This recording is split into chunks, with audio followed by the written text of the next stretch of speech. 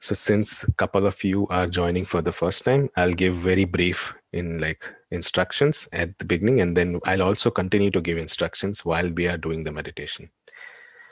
So this practice is oriented towards cultivating two things. The first one is your level of concentration, or your sharpness, like how sharply you can attend to the object of attention. So the more we are going to practice, and the object of attention is our breathing sensation. So the more you are able to come back to the breathing whenever the mind goes into thinking or planning, or maybe like ruminating about past, or anticipating the future, whichever direction it goes, the more you come back to your breathing, the sharper your attention will be. So that is one aspect of this practice. And the reason that we practice this is the sharper the mind is, the more subtle it gets, the easier to apply. Applicably, it becomes easier for you. The second aspect of the practice is cultivating acceptance, or in other words, non-judgmental attitude. So whenever the mind wanders away to other things than your breath, we will come back to the breath with an attitude of acceptance. First is we will accept that this happened, and we'll acknowledge the distraction took place or mind wandering took place, and we'll come back with compassion.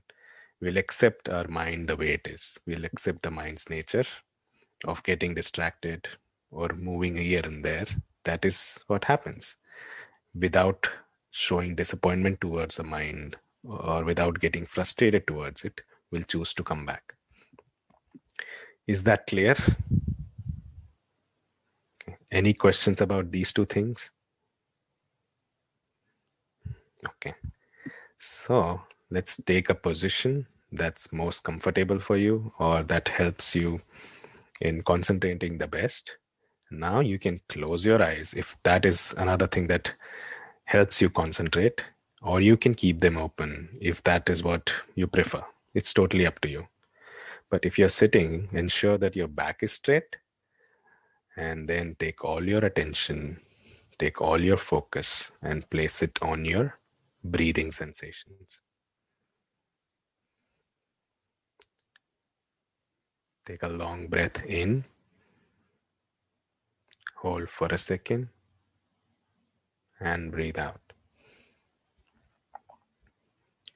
Another breath in, hold for a second, and breathe out. We'll continue to breathe, and we'll keep our attention on the sensations of breath.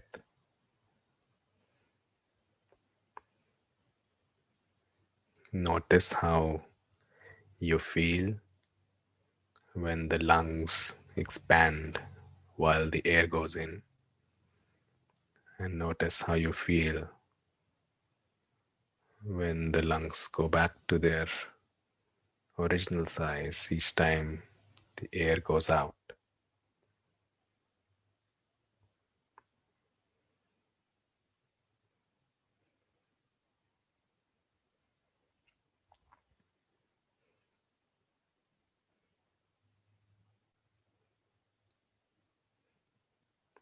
Or you can be in a different part of the body where you feel the sensation of breath more strongly, such as your nostrils. If you notice the touch of air when you're breathing in and when you're breathing out, what happens there? What changes are taking place in that specific area as a result of breathing process?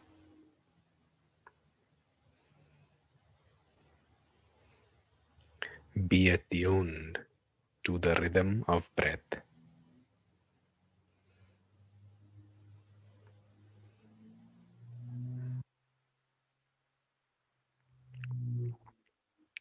Notice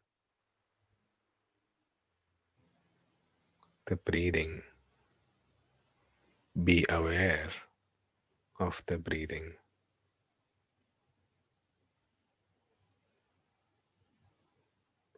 And be fully present with the movements that are taking place in your body as a result of breath.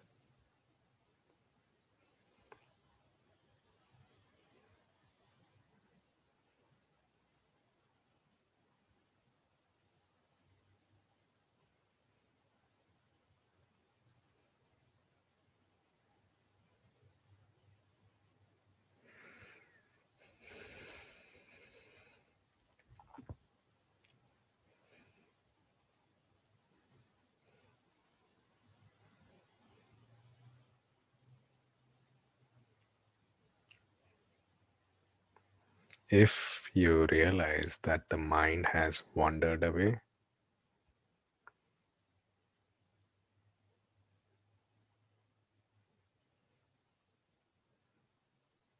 bring it back to your breathing sensation.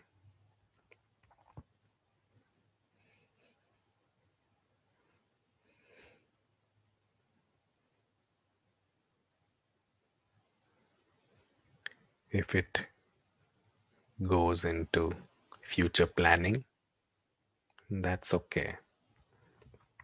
If it goes into replaying the past, that's okay too.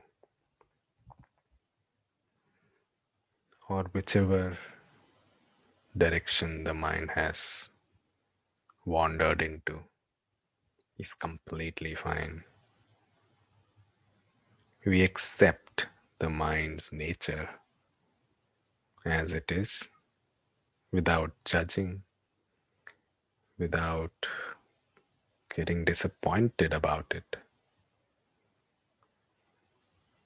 without being hard on ourselves. We accept it as it is.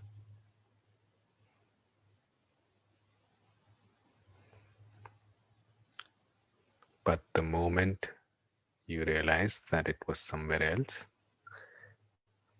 with compassion, with acceptance, bring it back to your breathing sensation.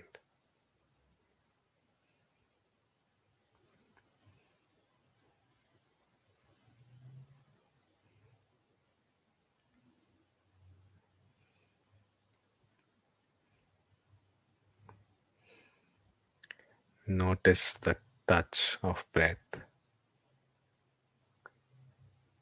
Is there a change in temperature when the air is going in as compared to when the air goes out?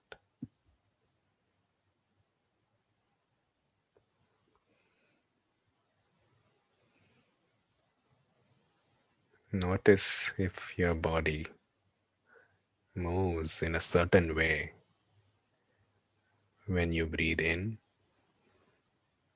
and when you breathe out.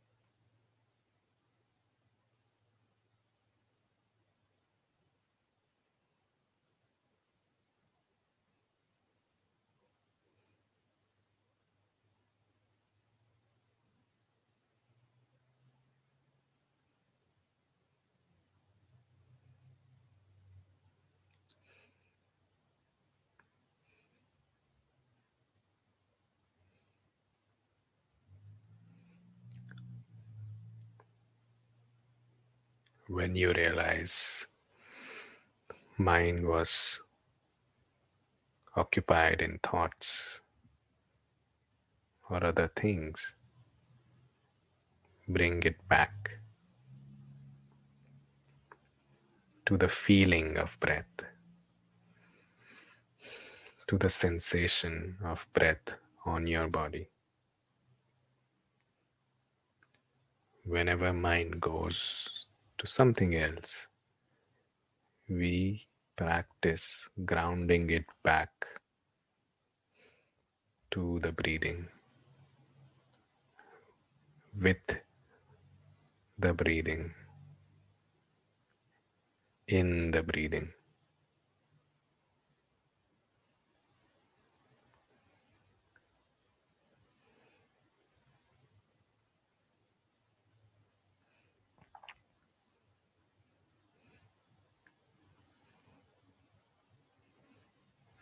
Getting distracted or wandering away is part of this process. So there is no problem how many times the mind wanders away. That's completely fine.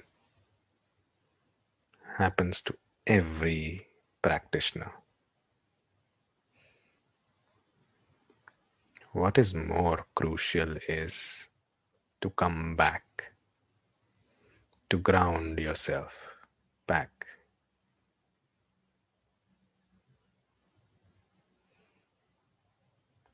Each time you are coming back, you are strengthening the practice.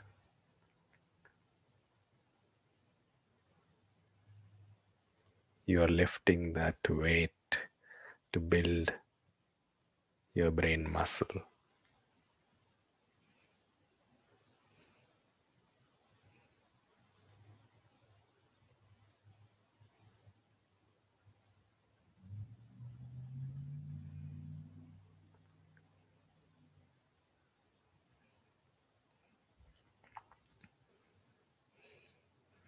So each time the mind wanders away is an opportunity for you to bring it back,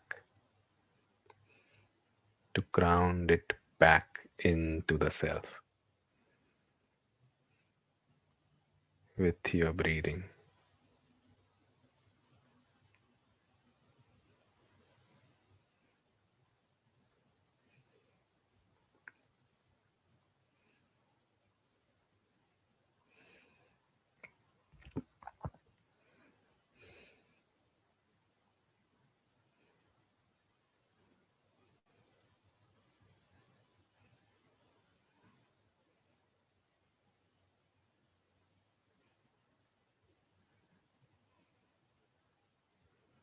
Let's take a long breath in together and breathe out.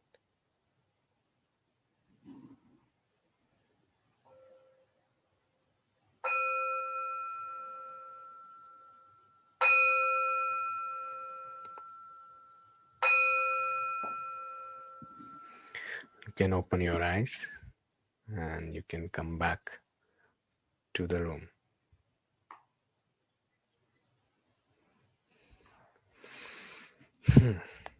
Okay. So now we share our practice. Hi, Yash. So nice to see you. And Hi, sorry I'm late. it's okay. It's okay. I totally understand the time difference messed things Yeah, up. I totally forgot about it. Yeah. It's I was okay. thinking I have to join. So in Malaysia time it's like 11 p.m. normally the sessions Hmm. happens. So I was Hmm. thinking it's 11. Yeah. Sure. It's okay. So we did our first round of meditation like every week. And now we are going to share how was the experience, or if there are questions that came up.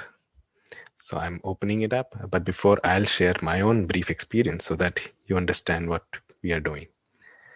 So even though I was leading, I was also meditating. But then my mind did go into different places. My mind did go, oh, check your phone. Maybe someone is trying to get in, and there is some. And then my mind did go into like, oh, why did you not mention the time change in the subject of the email? People don't even know they are all going to join late. So my mind was being hard on my past self, and so that ruminating was happening. Difficult thoughts, negative thoughts were coming up. I was noticing them come and go, and also going with them to wherever they were taking me in the past or in regret or in a negative thought spiral. But then I was also enjoying coming back and just enjoying the experience. So much was happening in me. Anyway, so that's briefly my experience. And now I want to open up if you have any questions or share your experience. Who wants to go first?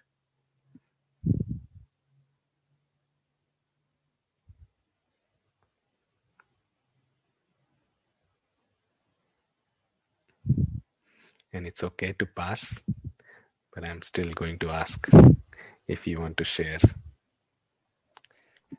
I want to share my experience. I was feeling relaxed, but Mm-hmm. my mind started to repeat every word that you pronounce, and it's like, hey, Mm-hmm. do that, put attention. And it was like, it's, I don't know, I feel relaxed, but it Mm-hmm. was strange because I don't know, I was thinking a lot of stuff, and when you talk, I was repeating. Mm-hmm. Hmm. Sure. Thank you so much for sharing. And then it makes sense. It happens. It's not uncommon to have that experience. And if I can ask, is this your first time meditating or have you meditated before? I have meditated before, but it's not usual. It's not It's not usual. very common for me. Yes. Okay. Mhm. Sure. Sure. Yeah. So again, thank you for sharing. That's very important to know that what happens is firstly there's no problem that this is happening. The mind, I would say, really good noticing, because you are telling me or you're telling the group that's this is what my mind started doing. So mind was here doing things, you were here noticing it. So there was a distance, and that's a huge thing. Most times we are so occupied with it, we don't even realize that mind is taking control of us or making us suffer. But and I know, I can understand a part of that experience might be difficult, and I know that from my own human experience, that when I get occupied with my mind, I suffer a lot. So I know that might be there with you, but at the same time, noticing it is a huge relief. Noticing it helps us disidentify from mind. We are not no longer in control of it, we are witnessing it from a distance. Is that making sense? Okay, so thank you for sharing again. Who wants to go next? Okay, I'll go next. Sure. I guess basically the more I meditate, the more I realize that the hardest part is really to accept your primary emotions. That's what the first that's how like emotion hits you like at first, and then but sometimes I'm just kind of thinking that if humans, if we can don't have that much negative emotions in the first place, then we don't have to do anything much about it, whether that to be like accepting or to think based on your primary emotions. So, but yeah, I hope we have some kind of technology that can transform people's temperament a little bit. Yeah. Sure, thank you for sharing. And yes, I agree. The most difficult part is accepting that those negative emotions. Yes. I would like to but say one thing. What if they are not, the emotions are not even classified as negative? What if there's no difference? What if we don't even put those categories? As in positive and negative, both are a judgment of what it is. It's something, an experience. But I guess emotion, regardless of its charge, can still affect us unconsciously, right? Even if we are not aware, they can affect our behavior and thinking, like in an unconscious way. But not as strong as if we are conscious but not accepting. Yeah, that's not that great. Sure. Yes, that's very true. If we are not conscious, it impacts us. If we are conscious, it does not. Yeah. Thank you for sharing. I'll go next. Yes. You want something before? What? Were you gonna say something before? Oh, I was gonna say, who wants to go next? And you said. Well, regarding to what he was saying, I think judgment itself, it's a thought, right? Like it's a thought that charge the emotion. I've been meditating for quite long time now, and it's incredible because you remember the last time we did this meditation group, I was all over the place, and today that's what I was thinking in my mind when I was meditating. I realized that the first time I came, I clearly, like, that thought came into my mind. I was sitting here and I couldn't concentrate, and I had to turn off my camera because I like the thought of, like, being meditating on camera was very uncomfortable, and my mind was all over the place, and I was having this angry thoughts about not being able to come back to the breathing. And today, that was a thought that came going and coming, right? But I've seen how much I've grown in my practice, that I was able to disconnect myself from the thought. Like I was seeing it coming and going, and then I kept on coming into the breathing sensations that I was feeling at the moment. So yeah, that was my experience. Yeah, thank you so much for sharing. And all of you who have been so genuine about your experience, thank you for sharing it so genuinely. And I totally understand what Eileen was saying, that, oh, why am I not paying attention? Why am I not being here? Because out in the culture, we are so trained to be productive, to be perfect, to be just get things done right away and have this perfection going on. So that's usually the expectation of the culture we live in. And then when our mind is not able to just focus for a second, we get angry at the mind. We get angry at our own self, and we become unkind to our own self. Anyways, but yeah, thank you for sharing. And then to that part who was angry, I want to show compassion. To that part who was not happy or disappointed with the other, I want to show acceptance. So that's part of the practice too. And whenever we have two parts within us or more, conflict is bound to happen, or one will be unkind to the other. But when we show compassion, both settle down. We become one again. There are no longer two parts in us. But thank you for sharing. And who wants to go next? Or we can also pass. Sorry, I was not part of that meditation, but I want to share a few things.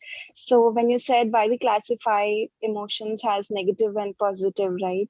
I think positive we classify when we get very pleasant feelings, when we feel it in our body or in our mind. I think we classify that as positive, and when we start feeling or having hatred or aversion, I think, towards something, and then we classify that as negative. I think the funny part is only your thoughts, right? Thoughts create them.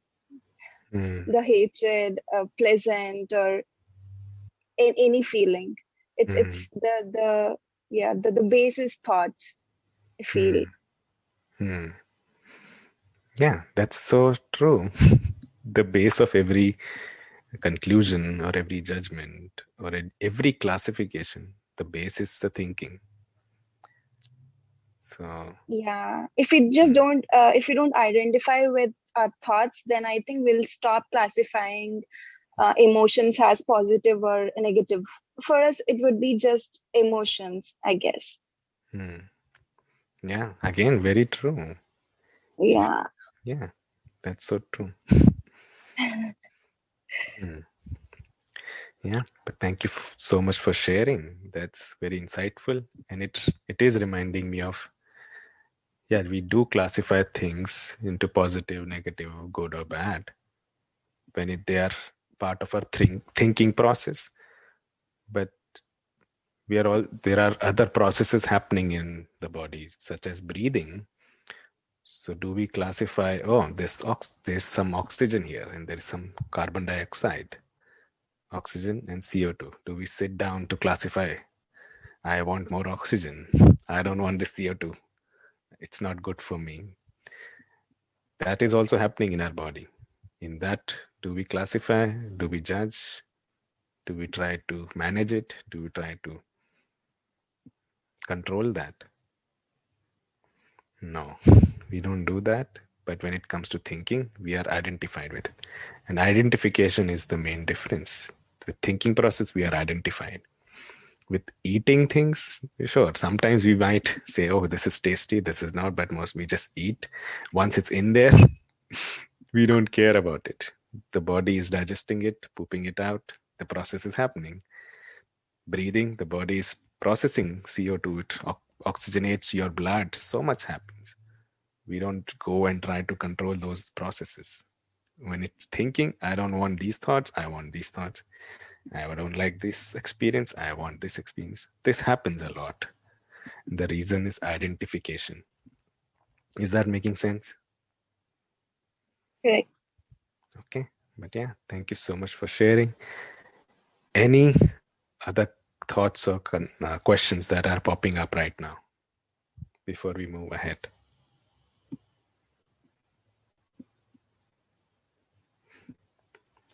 Okay.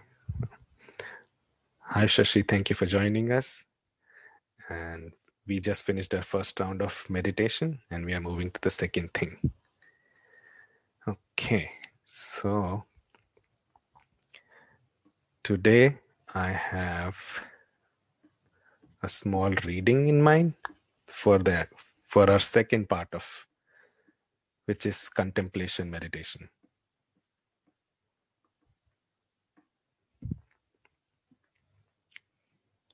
So we are going to do that. Can everyone see the screen? Okay. So before I get into this, I want to describe a little bit of the structure of this workshop.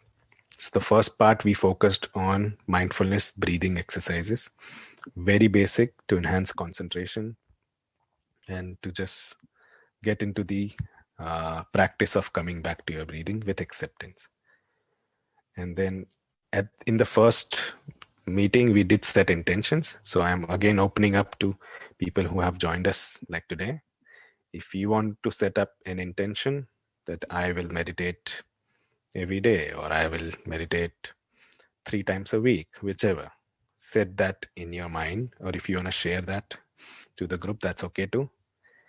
And so that was more focused on the first meditation we did, focusing on your breathing and enhancing your concentration. That practice can also be cultivated in your day-to-day activities, like while you're cooking, while you're, I don't know, singing, or while you're writing, or while you're painting, or while you're walking. Any daily activity that you do, when you do it with full attention in that activity, that concentration and that mindfulness can be cultivated. So that's just that's an offering to have that practice. So if you want, I'm just providing support. I completely forgot at the beginning of checking in how the last week was. And I think many people from last week are not here. That's why I totally forgot. But I do check in if your practice is going well, if you are able to meditate once a day or twice a day. So that is an aspect so that we can build a community and support each other in this, maintaining this practice. So that's the first piece. And now the second piece is about self-transcendence, which is more, which requires more contemplative practices, and which can be really stimulating for the mind. So since we have already practiced witnessing the mind, notice what comes up while we are indulging in it. Because I know for myself, when I get into the reading, I get these thoughts. I just want to share that.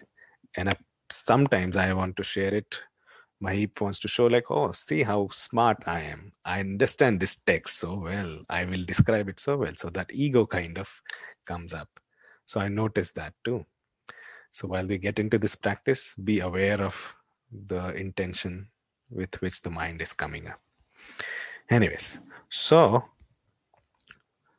we did see what non-duality is in last week, but since there are a couple of new people, I will describe it in a very small way using a metaphor. So non-duality is like, it literally means not to. So when we are experiencing things, usually there are two things or more things that happen in the experience. So let's say if I'm noticing my breath, so there's a breath happening, so object, and then the one who's noticing it, subject. So there is object-subject relationship. The one who's seeing it and the one or the process which is being seen. There are always two things in whenever there is an experience.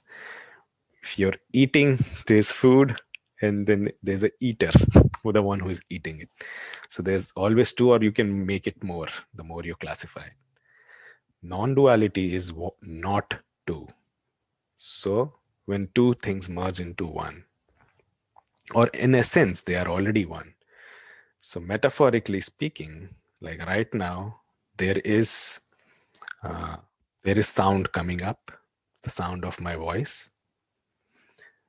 But underneath, there is absolute silence.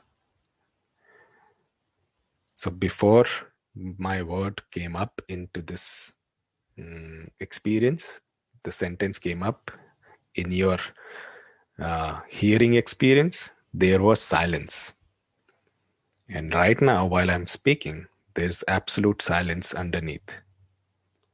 And after my sentence gets over, the sound gets over, there's absolute silence again. So in short, every sound is arising out of silence and going back into the silence. Another sound comes and goes back into the silence. Another sound comes, goes back into the silence. Just take a music video or a song that you like. There's drums, guitar, lyrics, male voice, female voice. So many things come up. But essentially there is silence underneath. We don't hear it because there is no sound in silence, but it's always there. So that metaphorically is non-dual awareness. We say that there are so many sounds, but essentially all sounds are the manifestation of silence. Is that making sense? Or any question about that? Or is that confusing?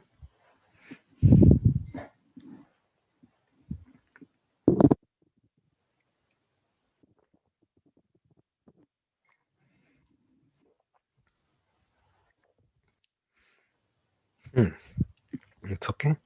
So that's what we discussed last week. But if you feel confused, interrupt me and ask.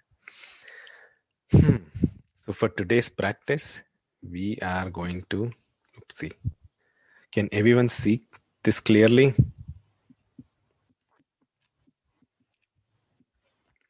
So we are going to read this and get into a more detailed reading of this in a book that I have as a Kindle. So I'll read it out and I'm curious to know what comes out for you. So whichever thought or emotion comes out, or if you want to share or comment, just go for it. I'm going to read it. So for people who can't see, they can hear. If a man is crossing a river and an empty boat collides with his own skiff. Even though he be a bad-tempered man, he will not become very angry. But if he sees a man in the boat, he will shout at him to steer clear. If the shout is not heard, he will shout again and yet again and begin cursing. And all because there is somebody in the boat. Yet if the boat were empty, he would not be shouting and not angry. If you can empty your own boat, crossing the river of the world, no one will oppose you. No one will seek to harm you. What comes to your mind when you hear this?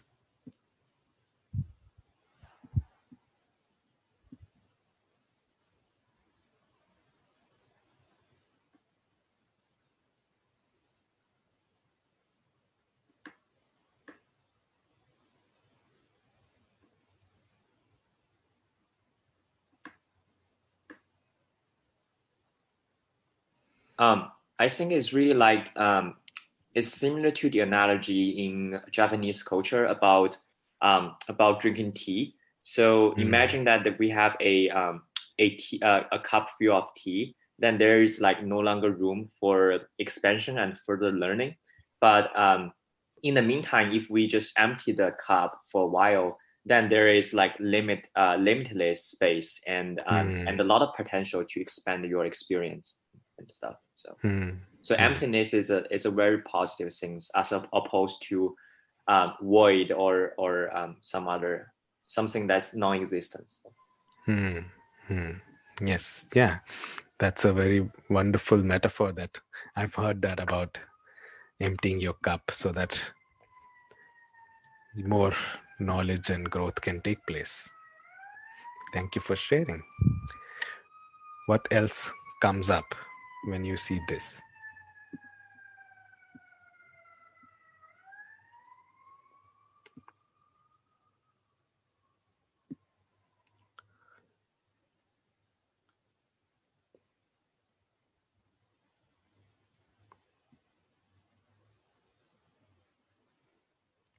How can you empty your boat?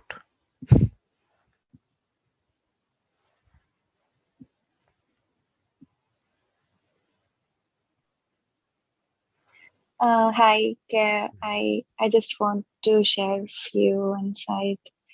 I think only when we react to a situation, then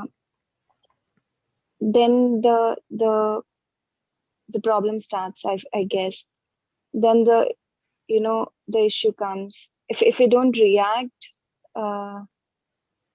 then I think nothing. I mean, it says that every how should I put it?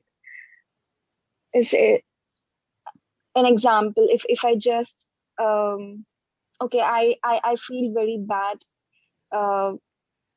for my friend's words. Maybe he or she said something to me. They might just say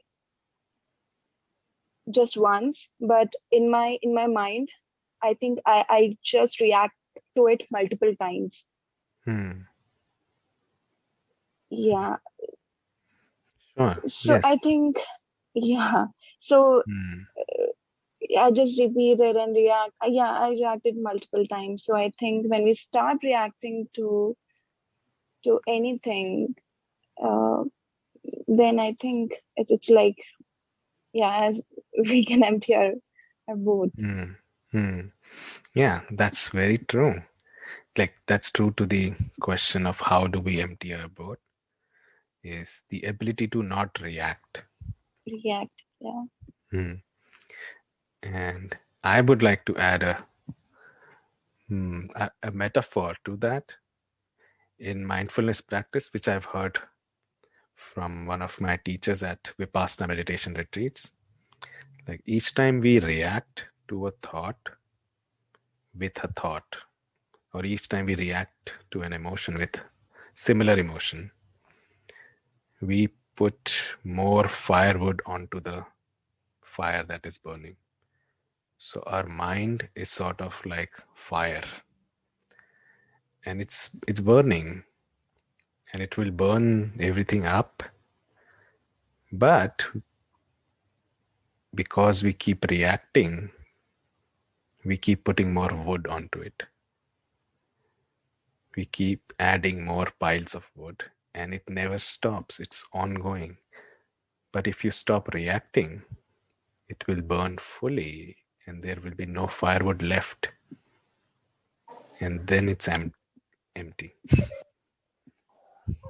For me, it was the last part of the reading that really caught my attention.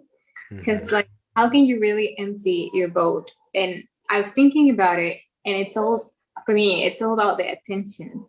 Like the way we perceive the world, it's where we put our attention to. So if I'm with a friend, for example, I am putting my attention into that, and I'm acting because all of my attention is going to that place, right?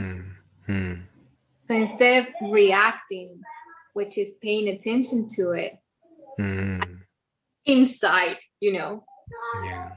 and I can separate my mind, like the monkey dancing around the thought from, oh, this is an emotion I'm having, acknowledge it, and keep on going. So stop into, showing up in my own goal. And when it says no one will oppose you, no one will seek to harm you, it's because if you're not paying attention to that, if you're not, devoting all of your attention to that, you don't even know if those, like, what other people is actually thinking or doing or harming in sense of, like, oh, he said something really rude towards me, or he said something really harming, because my attention is just not there anymore. So at the end, I feel like it all comes back to, be very insightful. The practice of, being aware that where I want to put my attention to and what I shall just let go. Yeah. Thank you so much for sharing. That's another step back, like you said. Like, reactivity is a process, which of course the mind does, but if you don't even give attention, giving attention is again like giving fuel to it. So if you don't even give attention and instead choose to place it somewhere else, then you are free from that very moment when you pick your attention away or take it away. You're free from that. So thank you for sharing. Any other thoughts that come up before we move to the next thing? I would like to say something else. Yesterday, I was having a discussion with someone, a really nice discussion with someone, right? And I really want that person to understand my position. And sometimes we cannot empty our own boats because we're seeking for validation, I think. Because at the end of the day, I was seeking for validation myself. Like, I really want you to think that it's like, like, I really want you to convince you that I was right.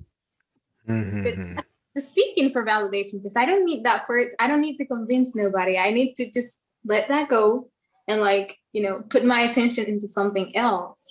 Because I convince myself and like have that process within myself. But sometimes it's just validation, even though you're right or you can be wrong, whatever.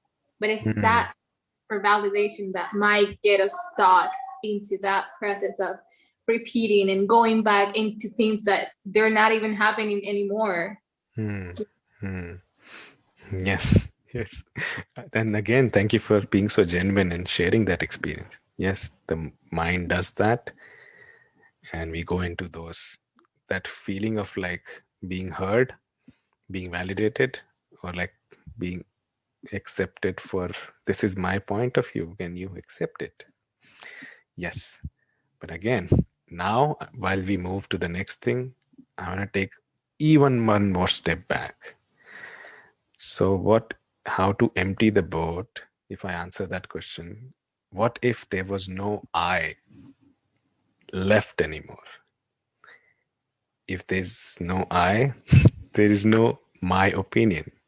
There is no self here to be pleased. There is no validation needed. There is no need from that you need to be this in this moment.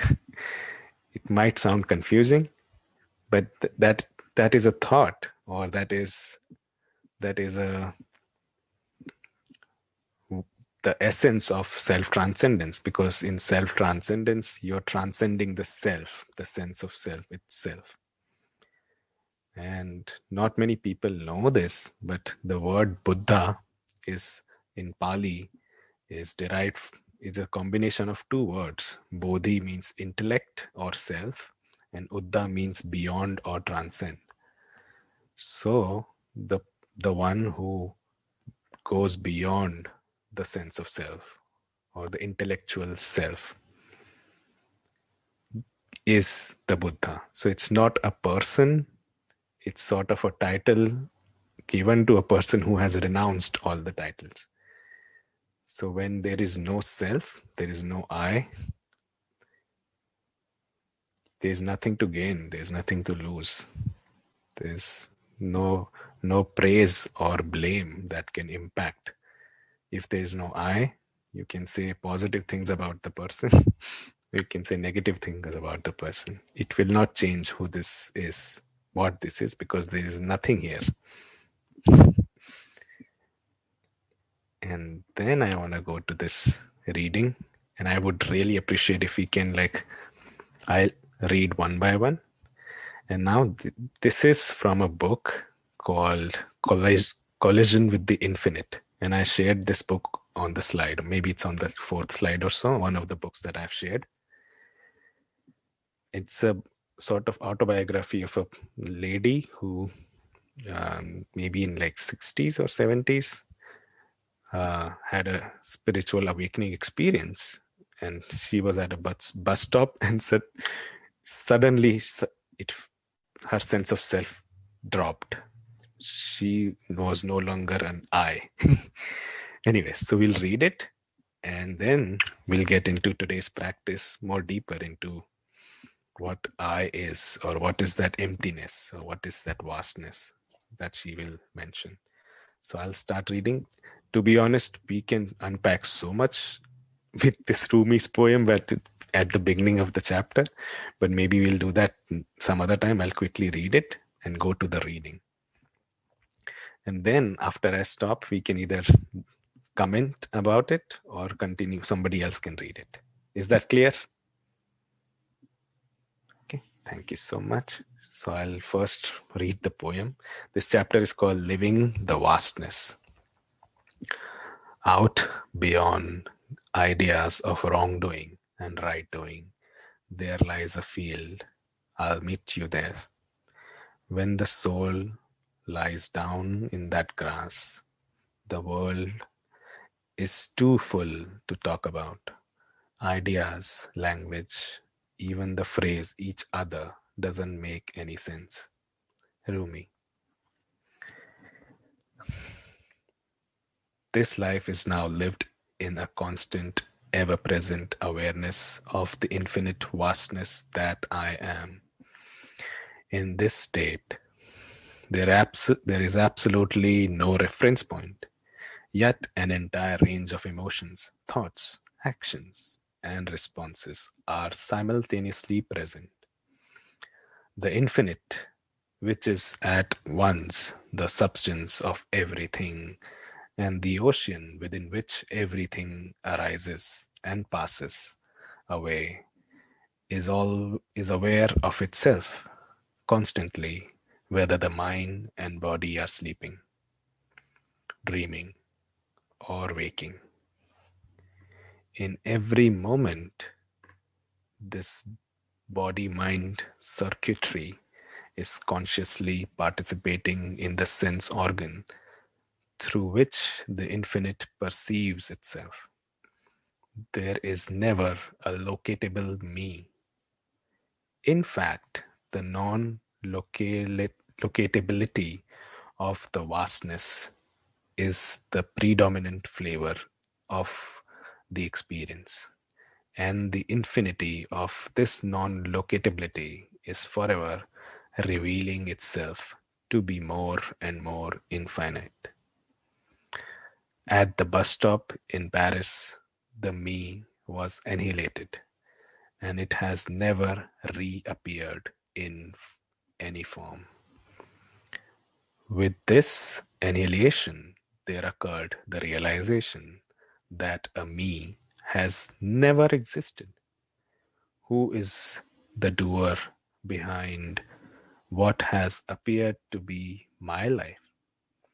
In recent years, it has also become clear that not only is there no me, there is also no other.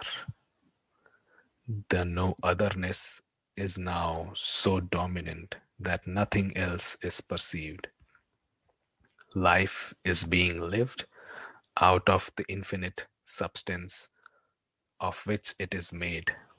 And this substance, which is what and who we all are, is constantly aware of itself, out of itself.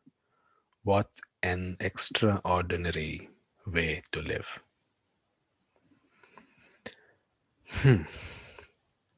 Any comments? Or we can move on to reading the next part, or anyone else who wants to read.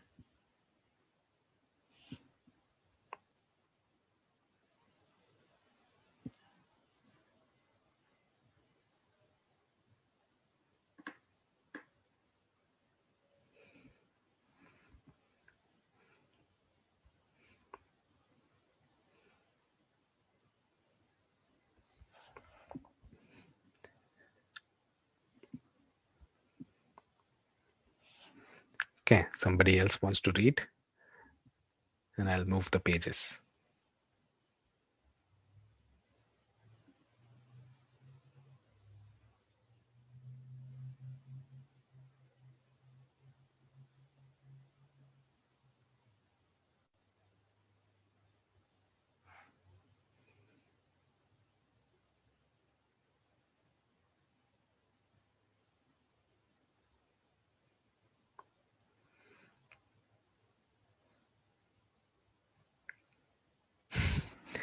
Okay, or any thought that comes in, or any question that comes in when you see this.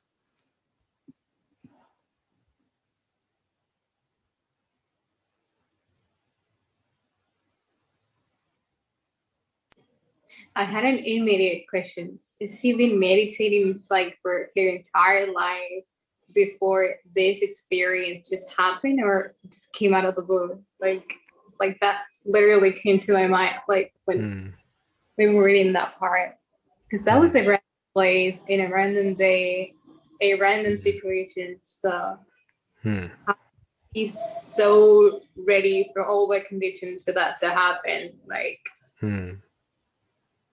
Yes, that's a wonderful question, and thank you for asking it. And that's very common in people who are long-term meditators, who spend their lifetime in meditating. And now what I'm going to say might sound absurd, but that is the truth. Both bondage and liberation are for the mind. You are ever free. Both bondage and liberation are for the mind or body. You are ever free. That is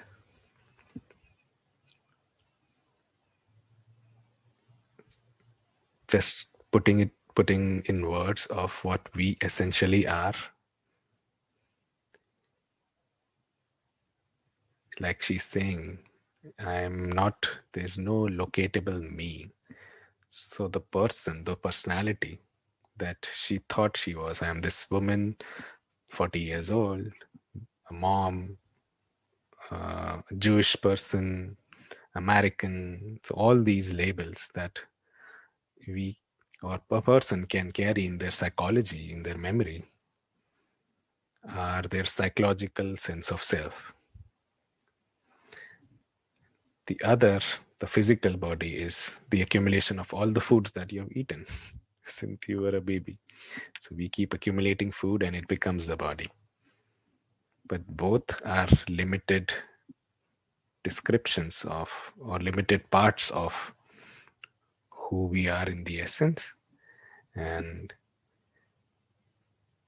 meditation practice or any spiritual practice is reprogramming the mind or training the body, or both. Sort of mind and body are so interlinked. So putting them in different words is just for language purposes. But we can always reprogram these things, the mind or body, but the awareness within which the mind and body are happening, that awareness is untouched.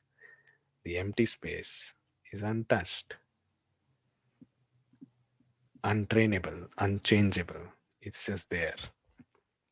Or other metaphors, the sounds can be changed. The sounds can be judged, or can be said to be time bound. Like I was giving the example last time, in earlier, every sound has a starting point. Like I'm speaking, let's say A, B, C, D. So it started at A, ended at D when I said A, B, C, D. The silence underneath had no limitation. The silence was there before A began. The silence is there here while A, B, C, D is being said. The silence will be there after the D is complete, like being said. So it is beyond the time. So silence is untouched. If silence is the essential nature of who you are, no meditation is required for the silence to be the silence. It is already that. It is already silence. The mind, the sounds, however, or metaphorically speaking, the objects, they require work. They are in the process to realize, oh, I am silence. The mind has to be still to see that silence is there. So the mind requires practice. And again, many people realize that without even practicing. And many people practice meditation or things on and do not realize it. I don't know how that works. But great question. Any comments or any other thought? So I guess we can even go one step further by thinking a little bit more existentially. Mm-hmm. So the kind of in the document, the term infinite can refer to the cosmos, like anything on the cosmic scale, like the galaxies, the stars, and the planets. So those are the source of the infinite. And then if we look more like microscopically on the atomic scale, and then that's the world of the infinitesimal, or the world of minuscule, that is sort of subject to the quantum mechanics, like quantum mechanics and some very complicated laws. And then if we look at the nature of human existence or our individual self, it's really somewhere between the infinite and the infinitesimal. So we are somewhere like in between. And then it's also forming some sort of connections with the two extremities. So at any given moment, there is a relationship, like a referential construct between those different worlds. And it's also constantly like changing, like transforming at any given moment, because our world is changing. The pandemic is hitting, and we're learning more about the universe. So it's always like changing. But then in a sense, we can just act like this woman in Paris, I guess. We can use this referential, we can use this temporal attribute to shape our own life and the life of the world or the other people. So in that sense, there's no individual self. There's no infinite, and there is no infinitesimal either. It's just something that constantly change, and the nature of it is vastness, is emptiness. Yeah, that's wonderful. Thank you so much for adding that. Yeah, everything. But like, I don't even feel like saying anything. Like, what do I say?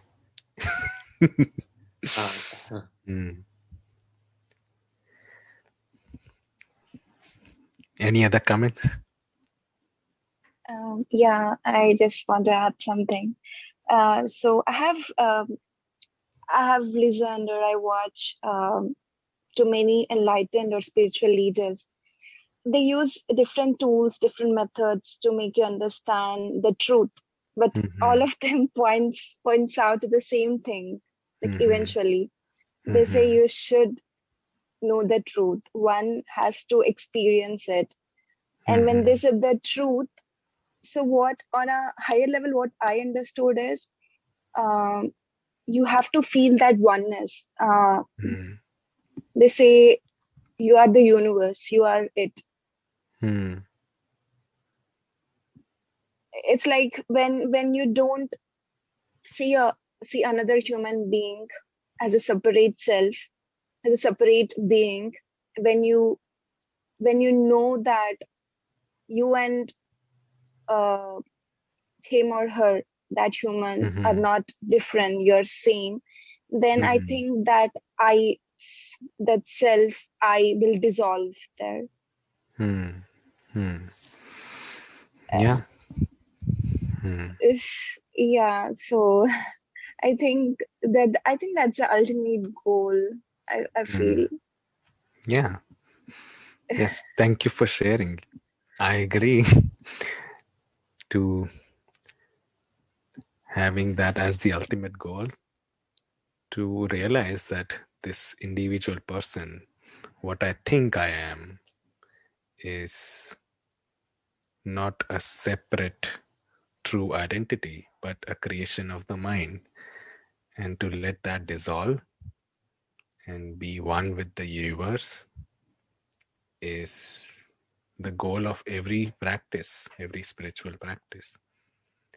And no matter people might be aware of it or not, everyone is going in that direction anyways. Yes. But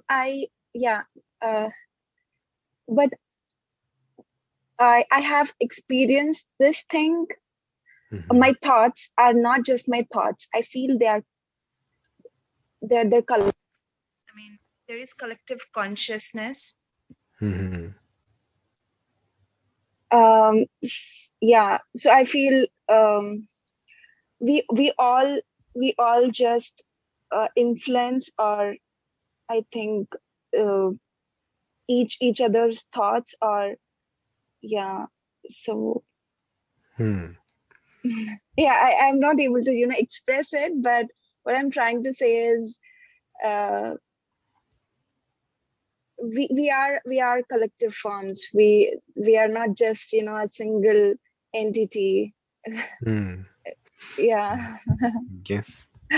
Yes, and I understand. It's okay that you are not able to say it, but you did say it, and I agree.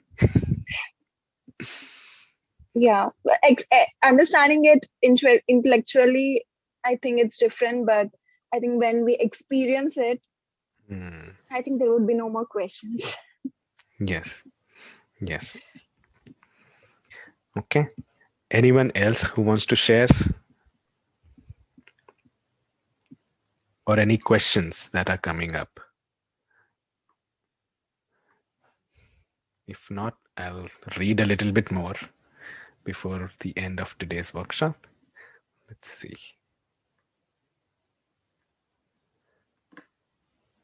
So, the vastness never requires that something must go away for it to be the vastness. After all, where could anything go in this vastness? However, an entire range.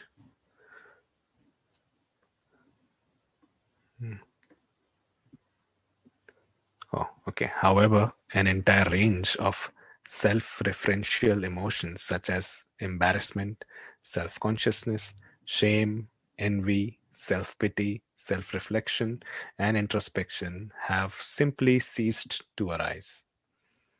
Since the individual self to which they refer to no longer exists, they have nothing around which to form.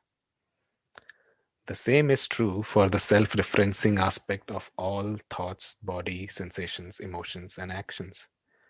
Although these experiences continue to occur, they no longer refer to a someone, a me. Nor do they arise anymore to serve a personal purpose or to achieve a goal. Thinking never precedes action or speech. Everything has an immediacy that is empty of personally directed intention. The presence of any thoughts, feelings, or actions is never interpreted to mean anything other than that they are present. The vastness perceives purely that thoughts are thoughts, feelings are feelings, actions are actions. There is no longer any wondering about whether a particular thought is right or wrong. In fact, no judgment about good or bad or right or wrong ever arises. Everything is simply what it is. In this state, nothing is ever experienced as a problem. To see anything as a problem, one would have to assume that something needs to change or go away for the problem to be solved. But I never relate to circumstances, experiences, or people as if they need to be anything other than what they are. Because what they are is the infinite vastness. Nothing has to change, go away, or transform itself into something else for the vastness to be the vastness. The vastness is always who and what everything is.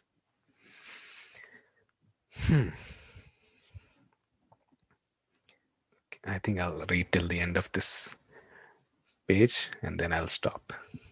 Take, for example, the relationship to strong emotions like anger. The relationship of the vastness to anger is similar to the relationship of the ocean to the seaweed floating around in it. The ocean would never complain about the presence of seaweed and insist that it be removed for the ocean to be the ocean. In a similar manner, the vastness would never complain about the presence of anger or anything else that arises in it and is simultaneously made of it, or insist that this arising cease. The vastness is never altered, no matter how numerous or intense the arising. Nothing that occurs is ever regarded as a problem.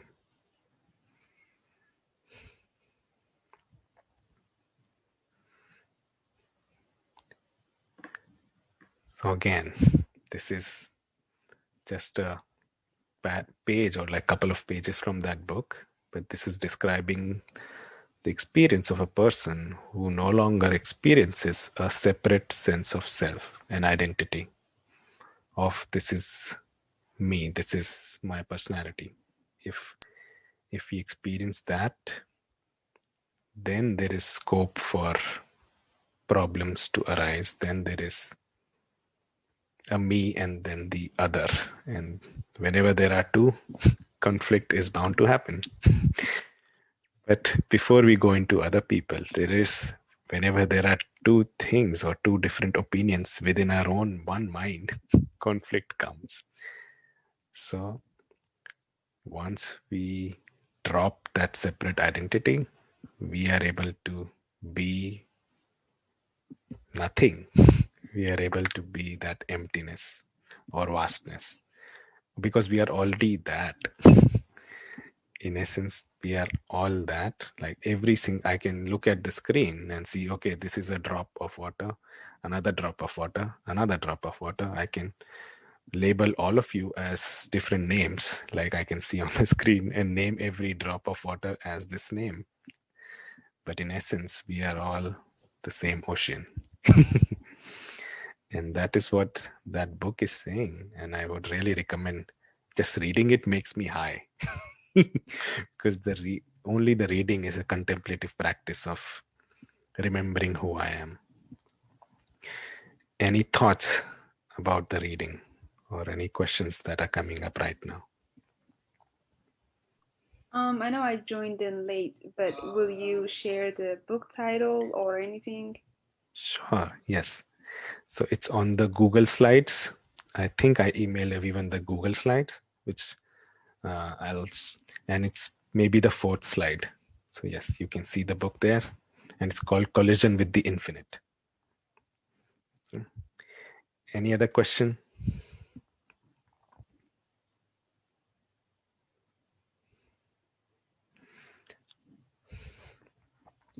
Okay, so we only have 5 more minutes left. I'll just do a very small meditation and we'll end today's workshop.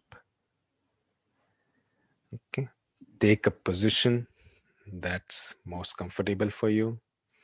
You can close your eyes if that helps you concentrate.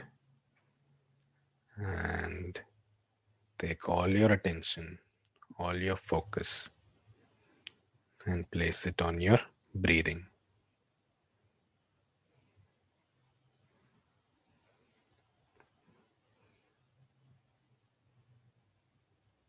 As you breathe in, notice how you feel. Notice the sensations of breath.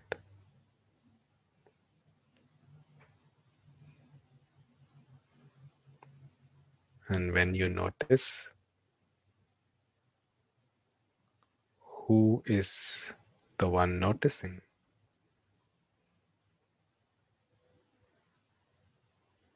Who is watching the breath? Who is that?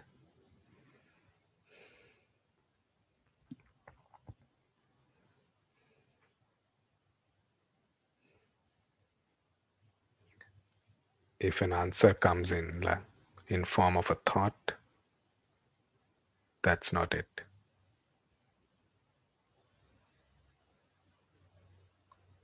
A thought has a beginning and an end. If the answer comes as an experience, that's not it. Every experience has a beginning and an end.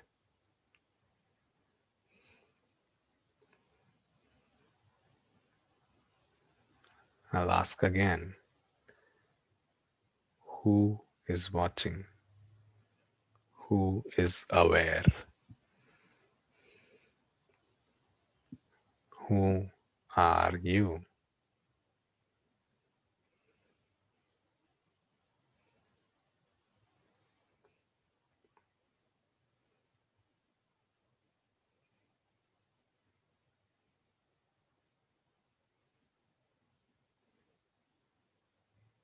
If your name pops up as answer, sure, that's who you are in the world we live in. Is that your true definition? Who are you in essence? What are you?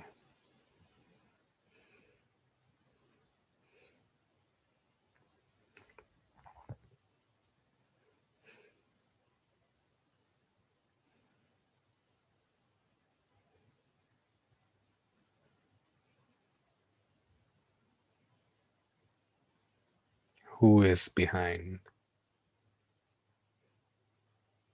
the witness?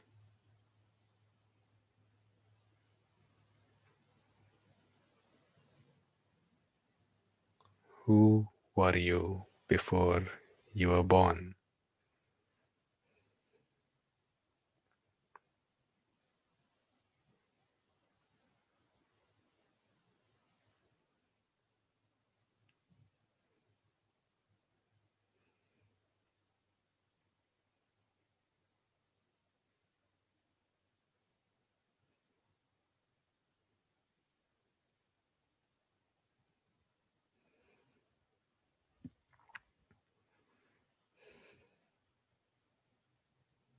These are simple contemplative inquiries.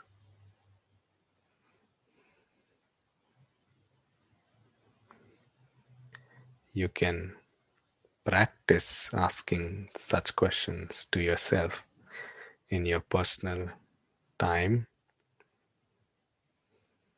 The simple question of asking, who am I? Every day, every hour. Even when you are busy with your work, talking to people, just taking a step back and asking, who am I right now? Is a seed that we plant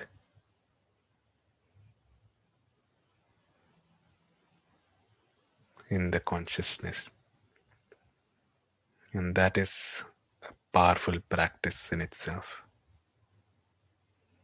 Keep asking, who am I? During the whole next week.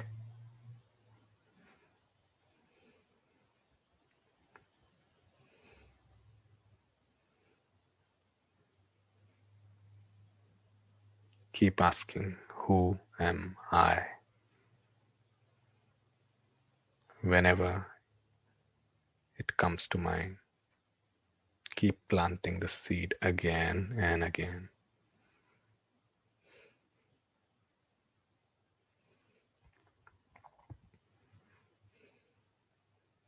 And with that question in mind, with that seed in consciousness, let's take a long breath in together and breathe out.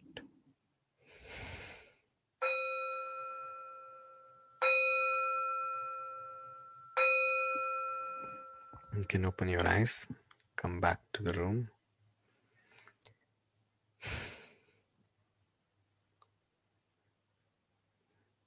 Thank you so much for joining me today. And if you have any questions or comments, you can share them right now. If not, that's completely fine to drift away and continue with the rest of your day. And I hope you carry this with your week. Thanks a lot, Mahib, for conducting these sessions. They're priceless. Sure. Thank you so much. Yeah. Do we meet at the same time next Saturday or it'll change? Yes. Same time next Saturday. Yes. Okay, thanks, Mahib. It was really wonderful, and I hope to take this lesson in my day-to-day, basically, and really practice it. Yeah. Thank you. Thank you. It was my first time, but I think there are a lot of things that I need to think, and I would like to read the book. Sure. I'll share the Google Slides with you. I have your email.